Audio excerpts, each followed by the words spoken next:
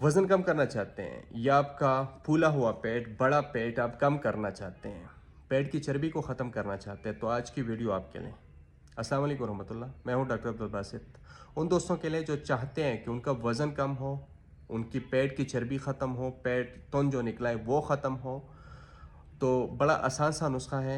चीज़ें जो भी हैं वो किसी भी पंसार स्टोर से आसानी से मिल जाती है।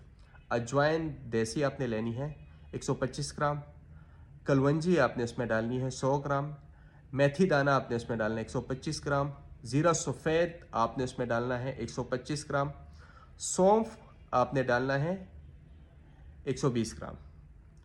और सियाह नमक जो है, अगर जिनका ब्लड प्रेशर रहता है, हाई रहता है, तो वो सियाह नमक का इस्तेमाल ना करें, और जिनका ब्लड प्रेशर का कोई इशू नहीं है तो वो सियाह नमक उसमें डाल दें 70 ग्राम। तमाम अज़ा को साफ़ करें और साफ़ करने के बाद आपने इसको ग्राइंड कर देना है।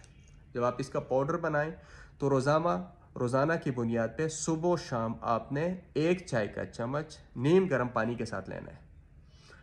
एक माह तक इस्तेमाल कर लें। आपका फूला हुआ जो पेट होगा, जिसकी चर्बी की वजह से वो ख़त्म होगी, तुंद आपका ख़त्म हो जाएगा। उसके साथ साथ बॉडी के जिस जिस हिस्से में भी फैट्स होंगे वो सारी इंशाल्लाह ख़त्म हो जाएंगी।